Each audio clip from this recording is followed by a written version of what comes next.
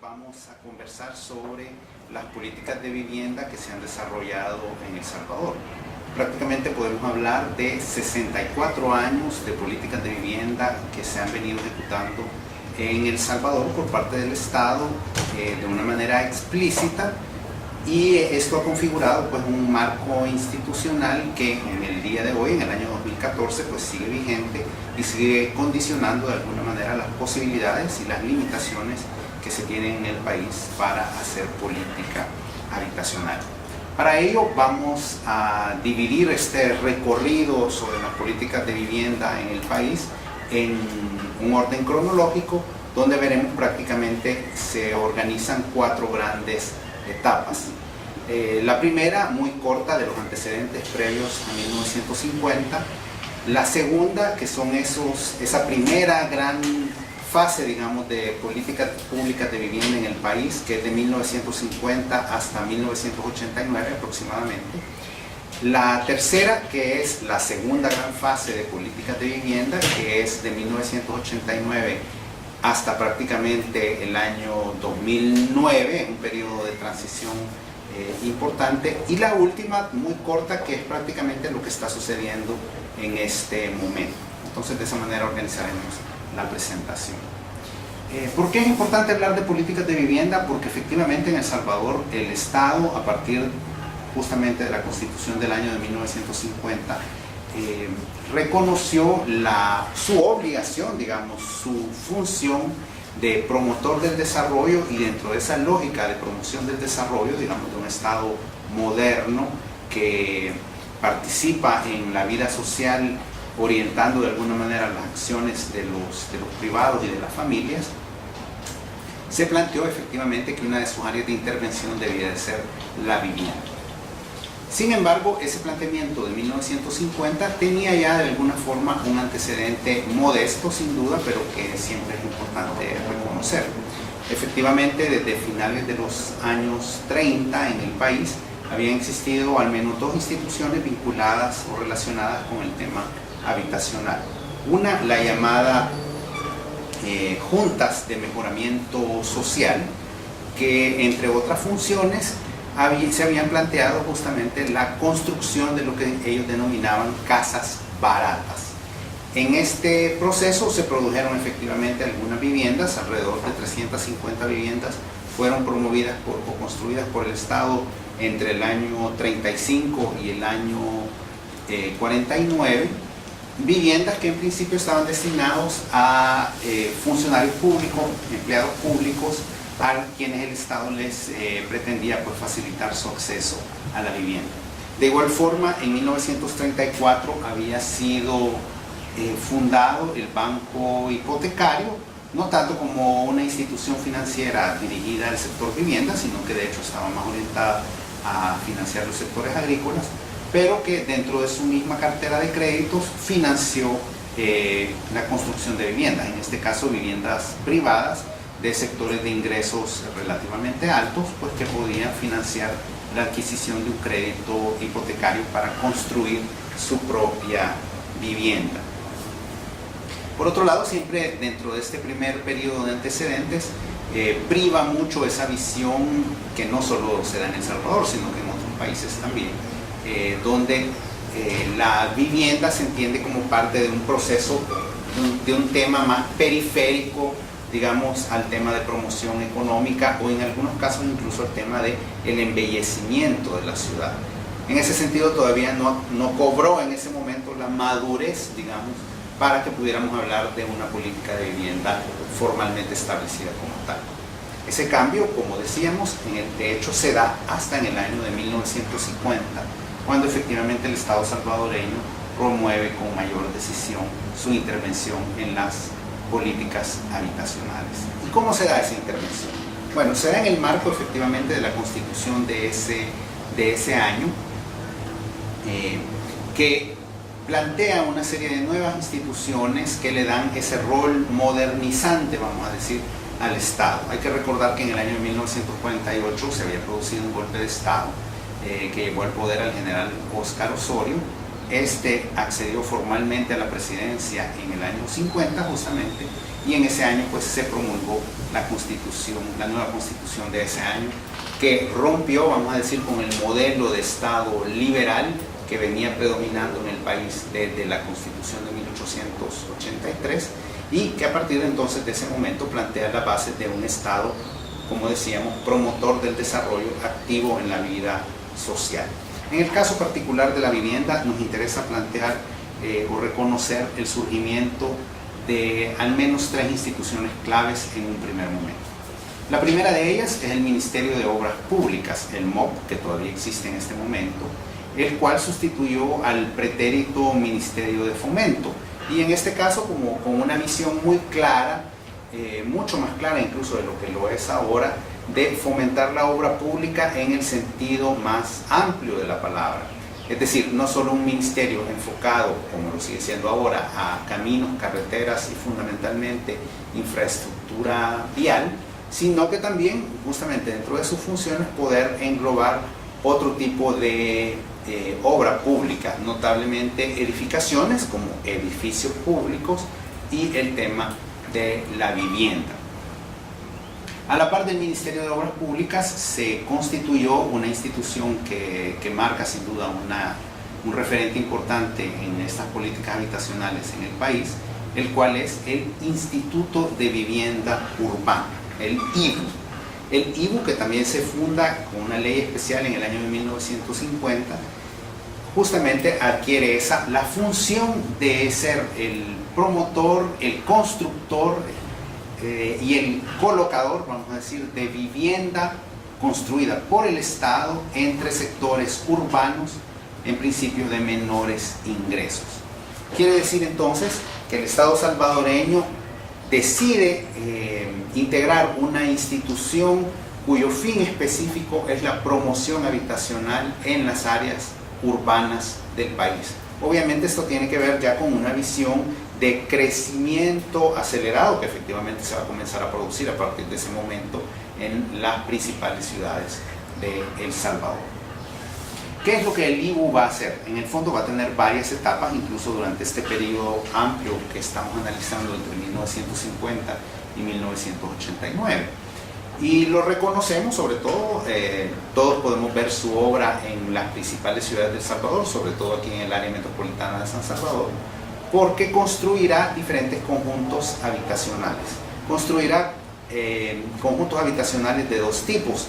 En primer lugar, colonias con viviendas unifamiliares, es decir, casas terminadas en un desarrollo horizontal para diferentes tipos de población, notablemente otra vez en un inicio para empleados públicos, pero luego ya proyectos más abiertos, digamos, para población necesitada de vivienda. Y el segundo gran tipo de desarrollo es el de los edificios en altura, los llamados multifamiliares del IVU, que son pues condominios verticales que en muchas ocasiones están combinados también con las colonias o con los desarrollos horizontales. Podemos citar varios ejemplos emblemáticos de este tipo de intervenciones. La primera probablemente es la colonia Guatemala, que se terminó de construir justo en la transición de la constitución del Instituto de Vivienda Urbana en 1950, en este caso un conjunto de viviendas unifamiliares. Luego otros proyectos emblemáticos que conocemos, por ejemplo la colonia Centroamérica, también en el mismo municipio de San Salvador, la colonia Montserrat, donde se da efectivamente esa combinación entre viviendas horizontales y condominios verticales. También el centro urbano Lourdes, en el oriente del municipio de San Salvador, donde vuelve a producirse esta combinación entre viviendas unifamiliares y apartamentos. El centro urbano Libertad, que está cercano a la Universidad Nacional, donde también se produce ese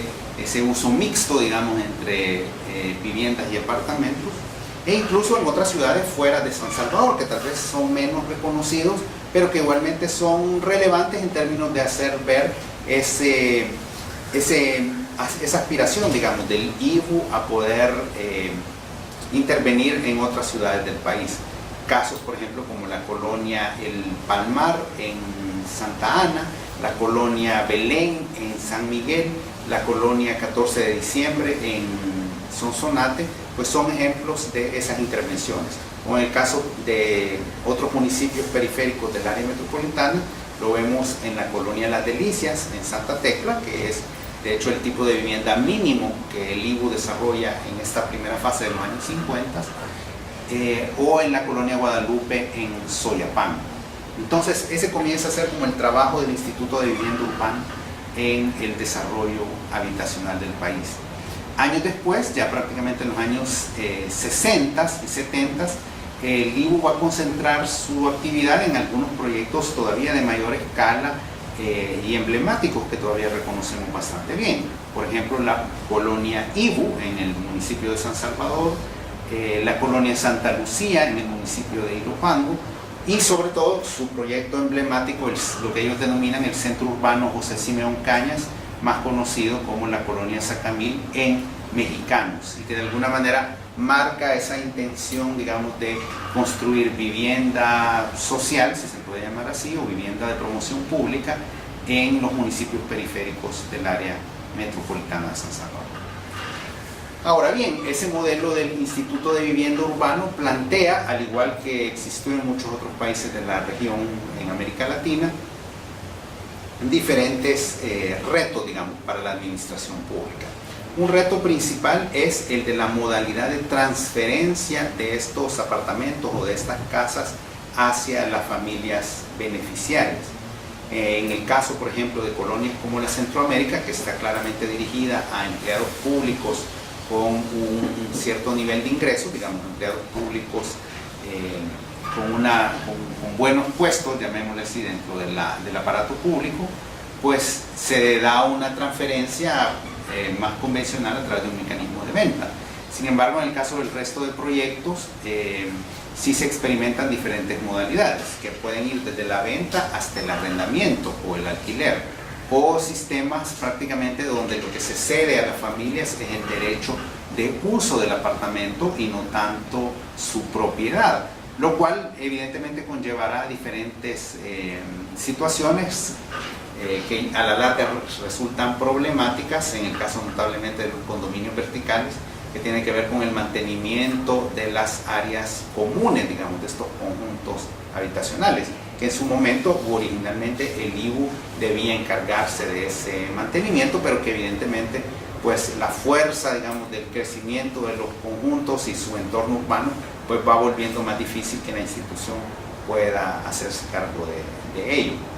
Otro punto que se plantea como crítico en el modelo del IBU es cómo recuperar las inversiones, es decir,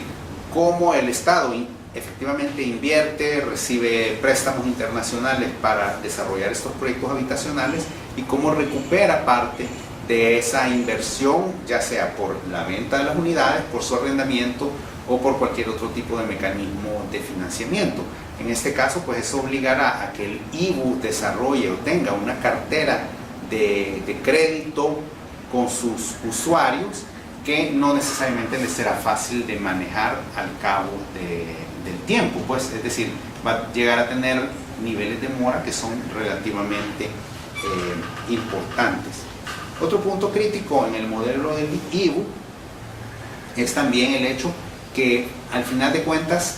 se puede valorar que no llega a las familias de menores recursos del país. En el fondo, los beneficiarios del IBU tienden a ser personas, como ya decíamos, que son empleadas en el aparato público, algunas incluso de niveles de ingresos relativamente importantes, como quienes se beneficiaron de la colonia Centroamérica, o en otros casos, pues empleados públicos de menor jerarquía que tienen acceso a viviendas en otras colonias como las que hemos mencionado. Sin embargo, las familias efectivamente más pobres de El Salvador no van a tener acceso a estos programas habitacionales del Instituto de Vivienda Urbana. Y un cuarto elemento de crítica o de cuestionamiento al desarrollo del IBU viene de hecho de justamente su enfoque eminentemente urbano, es decir, el Instituto de Vivienda Urbano parte justamente de esa premisa de hacer vivienda en las ciudades, pues, del país. De hecho, no es que el modelo ignorara las áreas rurales, sino que en principio esa función le había sido concedida a otra institución el ICR, el Instituto de Colonización Rural. Sin embargo, esta institución a lo largo de su historia no logra realmente cumplir con su función o con una de sus funciones, que es la provisión de vivienda en los espacios rurales. En la historia, digamos, del ICR apenas va a llegar a ser alrededor de unas 500 viviendas, mientras que el IBU, en su periodo, digamos, de mayor expansión, entre 1950 y 1974, había realizado alrededor de 21.400 viviendas, es decir, estamos hablando de un promedio de 900 viviendas construidas por año, lo cual,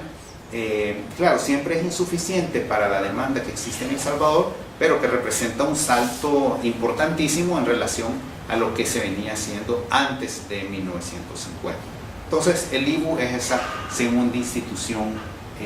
clave que se va a desarrollar en este momento. Otra institución clave, no tanto directamente porque ejecute vivienda, es la Dirección de Urbanismo y Arquitectura, que está dentro del Ministerio de Obras Públicas, la DUA. La DUA, que tiene esencialmente una función urbanística y de coordinación de los edificios públicos. Digamos que la DUA tiene ese acometido importante de urbanizar partes de la ciudad o de mejorar la urbanización en la ciudad ya existente, que permite justamente que los proyectos habitacionales puedan funcionar en su sentido más amplio. Sin embargo, bueno, ya a finales de los años 50, principios del año 60, se detectaba pues que el modelo del IBU, es decir, del Estado ejecutando directamente proyectos habitacionales, a pesar de los logros que había tenido, aún así era insuficiente para abordar completamente el tema habitacional en nuestro país. En ese sentido, en 1963 se plantea una nueva institución que también va a entrar a funcionar como parte de las políticas habitacionales, y es la llamada Financiera Nacional de la Vivienda, o FNB. La Financiera Nacional de la Vivienda, que es parte de un sistema más amplio, el Sistema de Ahorro y Préstamo, o SAP. ¿De qué se trata este sistema? Pues es realmente una combinación de instituciones en gran parte privadas y la Financiera Nacional, que es una institución pública, que lo que quieren hacer es canalizar ahorro de las familias para financiar proyectos habitacionales. Entonces, se establecen una serie de asociaciones de ahorro y préstamo, que vamos a decir son parecidos a los bancos que nosotros conocemos más regularmente en este momento, pero que lo que hacen, bueno, es tener un grupo de ahorristas, y estas personas están ahorrando para que en su momento la asociación de ahorro y préstamo les conceda efectivamente un crédito hipotecario para poder adquirir una vivienda. Una vivienda producida ¿por quién? Por el sector privado, es decir, una vivienda construida por un constructor que se dedica pues al negocio de construir viviendas. La Financiera Nacional es en el fondo un fondo público alimentado pues desde el Estado, que va a apalancar, que va a apoyar a las asociaciones y a los demandantes de los créditos para que tengan mayor facilidad de tener un acceso pues a crédito. Esta institución en sus primeros 10 años es bastante notable. Entre 1965 y el 75 llega a producir 19.000 unidades, es decir, estamos hablando de casi 1.900 unidades por año, es decir, es más que el Instituto de Vivienda Urbana. Pero hay que tenerlo claro, se trata de un mecanismo de financiamiento, es decir, estamos hablando más bien de créditos concedidos en el marco, digamos, del sistema de ahorro y préstamo. ¿Cuáles son las virtudes y limitaciones del modelo de las asociaciones de ahorro y préstamo? Es que obviamente ¿a quién le van a prestar estas asociaciones? Bueno, número uno es a sus ahorristas, es decir, no es un mecanismo abierto otra vez para la globalidad de la población, sino que para aquellas personas que ahorran. ¿Quiénes tienen capacidad de ahorro? Pues bueno, son ya los sectores de niveles de ingreso medio realmente. Obviamente las personas de menores ingresos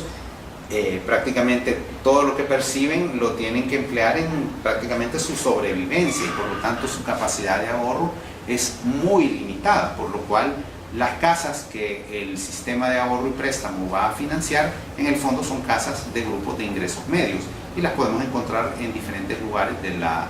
ciudad, incluso a veces nos van a sorprender por el nivel de construcción que tienen. ¿Qué virtudes, sin embargo, tiene el modelo? Sin duda este es un modelo que permitió desde, como decíamos, 1963 que los constructores privados en El Salvador tuvieran un apalancamiento en los ahorros de las familias y en los recursos provenientes del Estado para poder hacer proyectos de vivienda, tener mayor certeza para poder colocar sus proyectos de vivienda y en ese sentido generar capacidades de construcción. Algunos de los constructores importantes de este país iniciaron, digamos, su historia como empresas constructoras viviendistas amparados, digamos, en el sistema de ahorro y préstamo. Nuevamente, 10 años después, en 1973, es también evidente que el sistema IBU, sistema de ahorro y préstamo, no es suficiente para poder atender las necesidades de la globalidad de familias en nuestro país. Y en ese sentido se plantea una nueva institución también destinada a intervenir, digamos, en los sectores o en la política habitacional. Esa institución es el Fondo Social para la Vivienda, el FSB, que es una institución que todavía existe al día de hoy, que se crea, como decíamos, en 1973 como una institución, así lo define su ley, de seguridad social. En ese sentido, parecida, si se quiere, al IS, ¿verdad? Al Instituto Salvadoreño del Seguro Social. ¿Qué es la novedad que introduce el Fondo Social para la Vivienda? Bueno, justamente que como mecanismo de seguridad social va a fundamentar, digamos, su operación en el modelo de cotizaciones obligatorias. Y aquí vemos ya un salto importante en relación al sistema de ahorro y préstamo. Porque el sistema de ahorro y préstamo, el ahorro es voluntario, es decir, las familias que pueden ahorran. Pero en el caso del Fondo Social, ya no es un ahorro, es lo que se llama una cotización, en la cual los trabajadores y los patronos o los empleadores deben cotizar, deben ahorrar obligatoriamente en el Fondo Social para la Vivienda un porcentaje de los salarios de los trabajadores, que se va a definir fundamentalmente como el 0.5% del salario lo va a cotizar el trabajador, es decir, si yo gano $100, debería de cotizar, me deberían de descontar de mi salario de $100 50 centavos de dólar cada mes, y mi empleador debe además abonar cada mes, si yo gano $100, el 5%, es decir, $5. ¿Qué significa esto? Que de mi salario ejemplificado de $100, cada mes se van a estar generando un ahorro de $5.50 que se tiene que depositar en el Fondo Social para la Vivienda. El Fondo Social no es un banco en el sentido que no está abierto al público, no puedo yo ir a abrir una cuenta, pero en el fondo todos los trabajadores en El Salvador, los trabajadores formales en el país, van a ser cotizantes y van a tener una libreta de ahorro, vamos a decirlo así, donde aparece lo que mes con mes se ha venido cotizando. ¿Qué es la gran ventaja de este esquema en relación a todo lo anterior? Es que obviamente el sistema de cotización genera una masa de recursos permanentemente para disposición del financiamiento a la vivienda social. ¿Quiénes van a tener derecho a los beneficios del Fondo Social? Es decir, a un crédito para la adquisición de vivienda, pues van a ser todos los trabajadores cotizantes de El Salvador. Esto obviamente ya abre también bastante más el espectro de potenciales beneficiarios, aunque claramente también deja por fuera a otros trabajadores que, como sabemos, no pertenecen al sector formal, notablemente los trabajadores en las áreas rurales, los trabajadores domésticos o, por ejemplo, los vendedores informales, los comerciantes informales que existen. Claro, eso tiene que ver con una visión en aquel momento, tal vez ahora nos parece como más alejada, pero la visión en aquel momento es que efectivamente se va a lograr generar suficiente empleo en el país y que en principio todos los salvadoreños van a tener un empleo formal que les va a permitir cotizar a instituciones como el Fondo Social para la Vivienda. Pues evidentemente el fondo logra, gracias a estos importantes recursos, un impacto bastante grande pues, en nuestro país y que lo sigue teniendo incluso al día de hoy. Estamos hablando que desde 1973 hasta el año 2013 aproximadamente, el fondo había concedido ya alrededor de 190.000 créditos para adquisición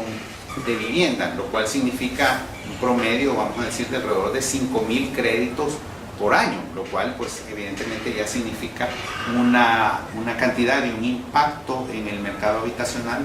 muy importante. De hecho, el Fondo Social prácticamente reúne al día de hoy casi la mitad de la cartera de créditos de vivienda en El Salvador, es decir, el resto, la otra mitad, es prácticamente la de los bancos privados. Pero esto ya nos habla de un volumen, digamos, de recursos y de una capacidad dentro de la institución muy importante y que vale la pena siempre destacar. Sin embargo, hay que recordar también una limitación, o si se quiere, un enfoque que tiene el Fondo Social, el modelo del Fondo Social, que existe además en otros países también de América Latina, existió en Brasil, existe en México también,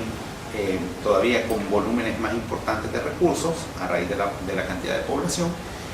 Una de las limitaciones es que es una institución que no construye vivienda, es una institución de financiamiento de la vivienda. ¿Quién construye las viviendas que financia el Fondo Social? Nuevamente es el sector privado. Otra vez lo podemos ver como virtud, sobre todo en el esquema original, es que esto nuevamente se convierte en un sistema de estímulo indirectamente para la actividad de los constructores privados o para los viviendistas privados, que nuevamente pueden aspirar a que sus proyectos de vivienda sean calificados por el Fondo Social y que el Fondo Social pues apalanque a las familias pues, que van a adquirir las viviendas dentro de estos proyectos. Entonces, en resumen, en esta primera etapa, como decíamos, va desde 1950 hasta 1989, se dan como estos tres momentos. El momento original, cuando nace el IBU; el segundo momento, cuando se define el sistema de ahorro y préstamo y la Financiera Nacional de la Vivienda; y un tercer momento, donde aparece el Fondo Social para la Vivienda. Posteriormente, en los años 80, va a aparecer alguna novedad también, sobre todo cuando en el año de 1980 se crea el Viceministerio de Vivienda y Desarrollo Urbano, formalmente con ese nombre, y esta institución adscrita o que es parte del Ministerio de Obras Públicas se va a convertir formalmente en el ente rector de las políticas habitacionales. Entonces, ahí termina de configurarse, digamos, el cuadro de instituciones directamente relacionadas a la vivienda. Por supuesto que hay otras instituciones también que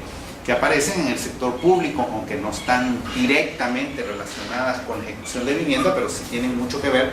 por ejemplo, como la Administración Nacional de Acueductos y Alcantarillados, ANDA, que nace en el año de 1961 y que obviamente está encargada de la provisión de acueductos, agua potable, alcantarillados, aguas negras o de disposición de aguas servidas en los conjuntos habitacionales. También hay que decir, para matizar un poco el planteamiento que acabamos de hacer, que estas instituciones, notablemente en los años 70, empiezan a hacer algunos experimentos que, digamos, van un poco más allá de sus funciones convencionales. En el caso del IBU, notablemente después del terremoto de 1965, el IBU experimentó con algunas casas no terminadas, es decir, con un enfoque ya más de proporcionar a los habitantes una semilla de casa, prácticamente una casa temporal que pudiera convertirse en vivienda permanente, o igualmente experimentaron con sistemas de ayuda mutua también para abaratar los costos de la construcción e involucrar a los futuros beneficiarios en los proyectos que desarrollaban. Obviamente dentro de esto también juega un papel, hay que mencionarlo, aunque no es una institución pública, que en 1968 se creó la Fundación Nacional de Desarrollo y Vivienda Mínima, Fundasal, que justamente se organiza pues como una entidad privada sin fines de lucro orientada al desarrollo de proyectos habitacionales para las familias de menores recursos, que justamente se visualizaban eran las familias que no podían ser cubiertas por ninguno de estos programas habitacionales que hemos mencionado anteriormente. Ahora bien, si ya pasamos al siguiente momento de ruptura importante que estamos situando en 1989. Evidentemente la década de los 80 en El Salvador es un periodo crítico, como todos sabemos, es la década de la guerra civil en nuestro país,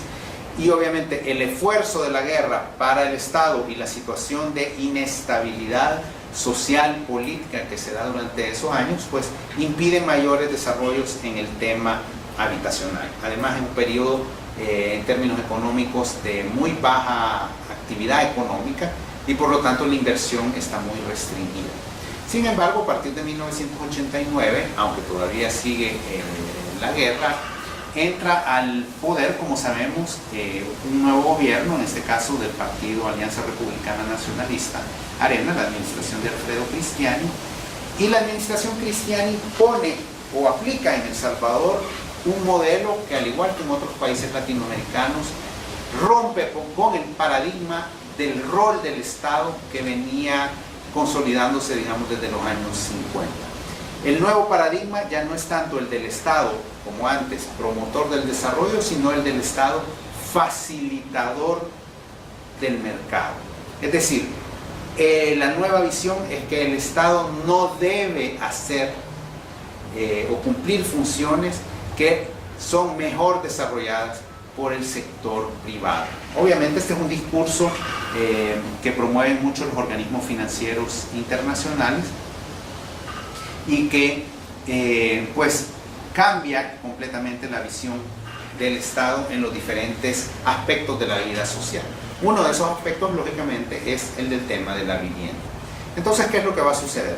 En este nuevo paradigma, digamos, en este nuevo discurso dominante, ¿cuáles son las funciones que el sector privado puede desarrollar mejor que el sector público? Pues fundamentalmente van a ser dos. Uno es el tema de la ejecución de proyectos habitacionales, es decir, se plantea si las empresas privadas constructoras son las mejores proveedoras de vivienda, las mejores productoras de casas, pues esa función le debe de corresponder a las empresas privadas. Y por otro lado, si el mejor sistema para colocar créditos es un sistema privado a través de los bancos, pues entonces es el sector privado financiero el que debe colocar recursos para el financiamiento habitacional. ¿Qué va a significar eso?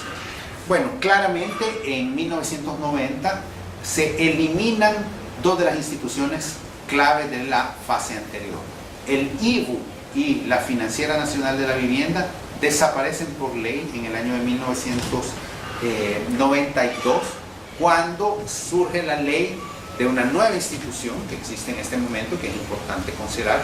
que es el Fondo Nacional de Vivienda Popular, FONAVIP. FONAVIP entonces surge de la eliminación de estas dos instituciones, del IVU y de la FNB, y FONAVIP va a tener dos funciones esencialmente. Va a tener, por un lado, un rol de entidad financiera, como la tuvo en su momento la FNB, pero en este caso dirigido a dar lo que se denominan créditos de segundo piso. ¿Qué significa eso? Crédito de segundo piso en oposición al primer piso es que FONAVIPO no es, digamos, un banco que va a dar directamente créditos a las familias. Lo que va a hacer FONAVIPO es dar créditos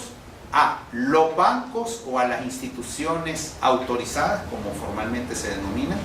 y estas instituciones autorizadas son las que van a dar los créditos a las familias que requieren una vivienda. Por eso decimos que es un segundo piso, ¿verdad? Es el Estado financiando al banco y el banco financiando a las familias. Claro, esto significa que Fonavipo le presta a los bancos o a las instituciones autorizadas a una determinada tasa de interés.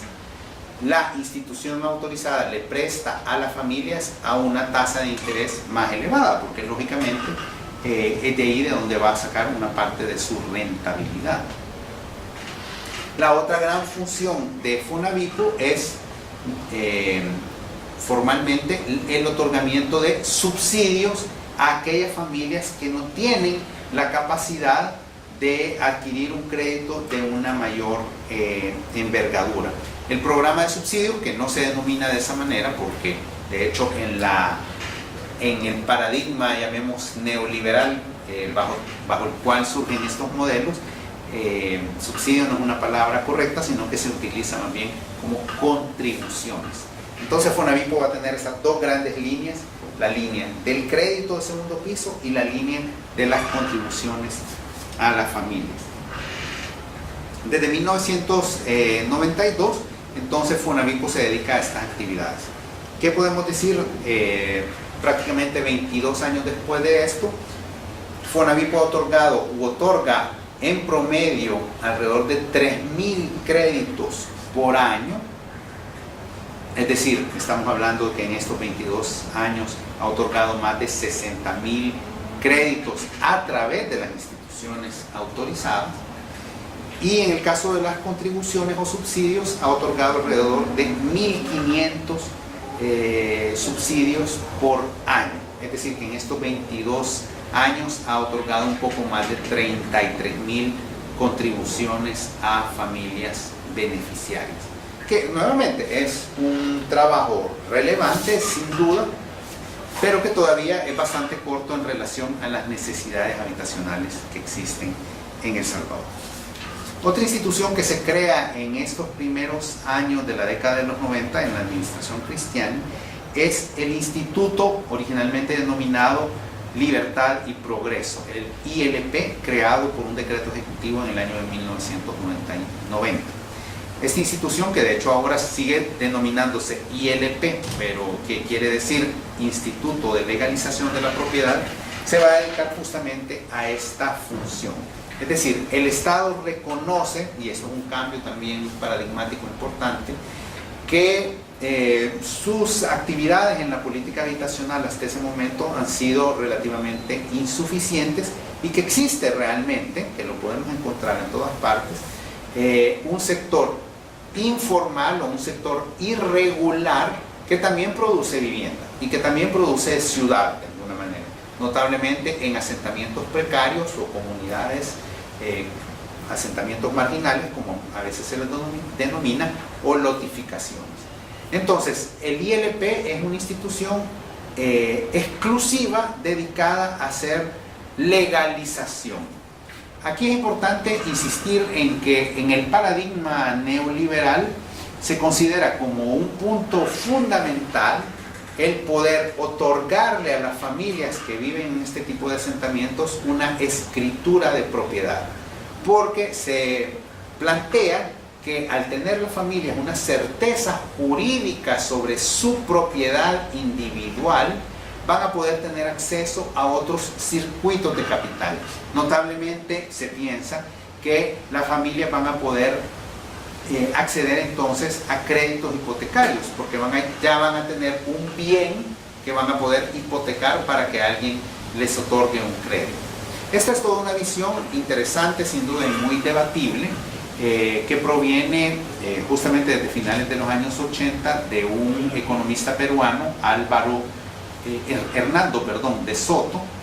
quien en Perú justamente se interesa por investigar cómo en las comunidades, en los asentamientos precarios,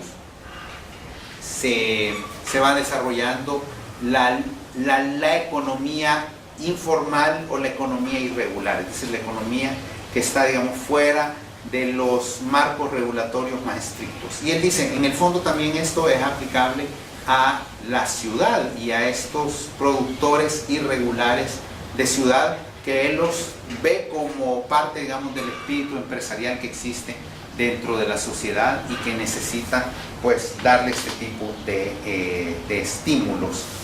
legalizando sus actividades. Entonces, el ILP arrancará con sus funciones desde 1990, ha hecho también un trabajo muy importante hasta la fecha.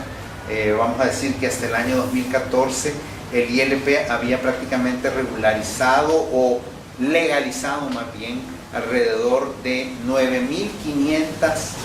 parcelas o propiedades por año. Es decir, estamos hablando de más de 200.000 escrituras otorgadas por el ILP a familias beneficiarias, lo cual es sin duda un número bastante significativo para la escala de El Salvador. Ahora bien, sabemos no solo por el ejemplo salvadoreño, sino también por las experiencias en otros países, que el modelo de legalización tiene una virtud sin duda en términos de ese volumen justamente de escrituras otorgadas. Sin embargo, tiene limitaciones importantes porque sabemos bien que la irregularidad en los asentamientos precarios no solo es un tema jurídico, es decir, no solo es un tema de tener una escritura de propiedad, sino que la irregularidad tiene que ver también con aspectos urbanísticos, notablemente. Por ejemplo, el acceso a servicios básicos, notablemente al aprovisionamiento de agua potable o al saneamiento ambiental. Y obviamente las intervenciones de instituciones como el ILP ya no tocan esas otras dimensiones fundamentales del tema hábitat.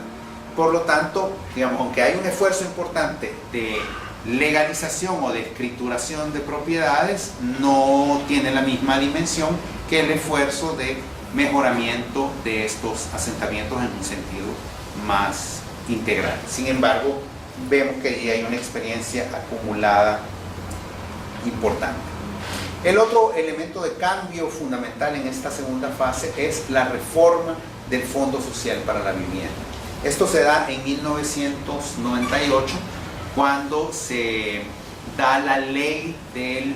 sistema de ahorro de fondos de pensiones, o el sistema de las administradoras de fondos de pensiones, AFPs. ¿Qué es lo que sucede en 1998 con esta ley? Pues se crean las administradoras de fondos de pensiones, que son empresas privadas que se van a dedicar a recuperar cotizaciones de los trabajadores para prever sus pensiones a futuro, que era antes una función del Instituto Salvadoreño del Seguro Social. Sin embargo, este nuevo modelo, que pues va a llevar a una privatización de la administración de los fondos de pensiones, va a plantear además una modificación en la ley del Fondo Social para la Vivienda. Esa modificación es la eliminación de la cotización que habíamos mencionado hace un rato de los empleados para el Fondo Social para la Vivienda. ¿Por qué se elimina? Porque realmente lo que la ley está planteando es un aumento en la cotización para pensiones, y en ese aumento de la cotización para pensiones pues se elimina la cotización para la vivienda en el fondo social. Y lo que se plantea es que el Fondo Social para la Vivienda se financie o encuentre recursos en los denominados mercados de capitales. ¿Qué quiere decir esto? Es que el Fondo Social para la Vivienda pueda emitir bonos o títulos, valores que sean comprados por las AFPs, y de esa manera el Fondo Social recibir recursos de las AFPs, que son recursos en el fondo de todos los trabajadores y de todos los cotizantes.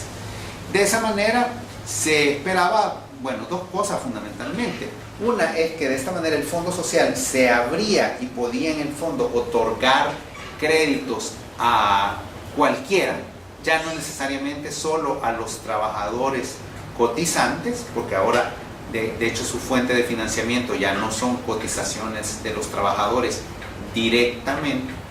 Y por otro lado también se busca estimular lógicamente estos mercados de capital. Es decir, el hecho de que una institución pública se financie y adquiera sus recursos a partir de estas instituciones de administración de fondos de pensiones. Entonces, como decíamos, se plantea esta reforma a principios de los años 90 que nos plantea un nuevo panorama, digamos, de las instituciones públicas del sector vivienda. Ya decíamos, Fonavipo con su función de créditos de segundo piso y contribuciones, el ILP con su función de legalización de propiedades irregulares y el Fondo Social, que se mantiene como una institución que financia efectivamente la adquisición de viviendas producidas por los privados, pero que en este caso ya no depende de cotizaciones de los trabajadores, sino que de un financiamiento a través de los mercados de capital. Esencialmente todo esto efectivamente cumple con los dos propósitos dentro de la lógica neoliberal, que es darle, por un lado, siempre mayor protagonismo al sector financiero privado, que se ve beneficiado de los créditos que le otorga Fonavipo, que se ve beneficiado también por la adquisición o la emisión de títulos por parte del Fondo Social para la Vivienda, y por otro lado la empresa privada constructora de viviendas, pues que también siempre va a estar estimulada, ya sea por las facilidades que le da el Fondo Social de la Vivienda a las familias para que adquieran viviendas producidas por el sector privado, o en el caso igualmente de Fonavipo con los créditos del segundo piso. Es notable, por ejemplo, que una función que se elimina dentro de esta reforma es la producción directa de vivienda por parte del Estado. Es decir, la función que en su momento cumplió el IMU en los años 50, 60 y 70, pues ya no es recuperada por ninguna de las funciones en el modelo original. Además, anotemos, ya casi para terminar, otras instituciones que se crean a principios de los años 90 y que plantean pues un marco que indirectamente está también relacionado con la producción de vivienda o con las políticas públicas de vivienda. Notablemente el caso del Fondo de Inversión Social para el Desarrollo Local, el FISDL, que nació en 1990 y que en principio está orientado a la construcción, digamos, al desarrollo de infraestructura pública básica en el interior del país, digamos. Notablemente electrificación, acueductos son el tipo de obras que el FIS financia. Otra institución que se crea en 1993 es la Oficina de Planificación del Área Metropolitana de San Salvador, es decir, dentro de un proceso de descentralización de funciones de control urbanístico, pues se crea una oficina particular para planificar el desarrollo urbano en el área metropolitana de San Salvador, pues, y que deja de estar entonces centralizado en el Viceministerio de Vivienda. Otra institución relevante, en 1997 se crea el Ministerio del Medio Ambiente y Recursos Naturales, que también va a tener una función pues, reguladora de los desarrollos habitacionales, sobre todo en términos de entender sus impactos ambientales. Y ya para plantear una cuarta fase, una fase final, digamos que podrían ser los últimos 5 años, que es lo que ha sucedido, digamos, a partir de una primera administración de izquierda en El Salvador, pues han sucedido unos comienzos de cambio, vamos a decir, en el sector habitacional. Por un lado, en 2009 claramente se planteó el propósito que el gobierno salvadoreño entrara nuevamente a la ejecución directa de viviendas, es decir, que el Estado produjera viviendas en el llamado programa Casa para Todos, que ejecutaría el Viceministerio de Vivienda con Fonavipo. Ese programa originalmente se había propuesto producir alrededor de 25.000 viviendas en los 5 años. Realmente ahora vemos que lo que se produjo fue un poco menos de 5.000 viviendas, que en el fondo lo que nos plantean con mucha claridad es cómo las capacidades de producción dentro del Estado efectivamente en los 20 años anteriores se habían degradado muchísimo y que no es fácil volver a recuperar esas capacidades de producción que en su momento, como ya lo dijimos, en la época del IMU el Estado sí tuvo, pero que sin embargo desaparecieron prácticamente en los 20 años comprendidos entre 1989 y el año 2009. Por otro lado, también eso nos habla de las dificultades del Estado de producir vivienda o de intervenir en el mercado habitacional sin alterar otras reglas del juego del modelo que está establecido, notablemente en todo lo que tiene que ver, por plantear dos temas que son críticos, el tema del acceso al suelo para la vivienda social y por otro lado el tema del financiamiento por mecanismos no exclusivamente del mercado o de crédito hipotecario para poder facilitar la adquisición de vivienda por parte de las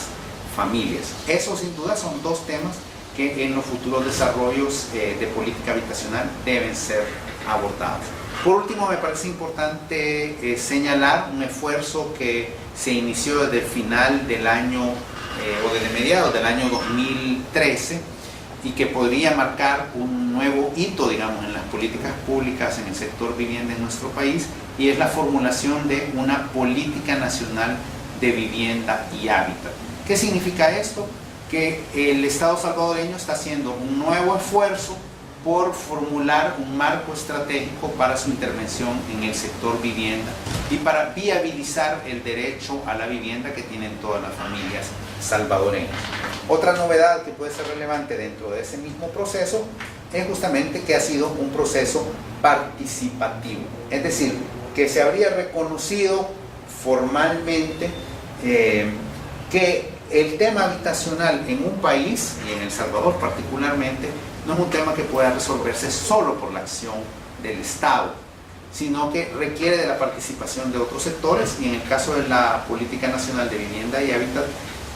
esos sectores son el sector privado, a través obviamente de las gremiales empresariales, pero también instituciones de la sociedad civil, notablemente las fundaciones vinculadas a la producción de vivienda, como puede ser Fundasal o Hábitat para la Humanidad, pero también los gremios profesionales, el sector municipal y el sector académico como las universidades. Entonces, esperamos que eso sea de hecho un inicio de un nuevo planteamiento de políticas habitacionales en nuestro país, que por un lado puedan recuperar las experiencias de las experiencias pasadas, pero que también permita introducir novedades que permitan dar saltos cualitativos importantes en este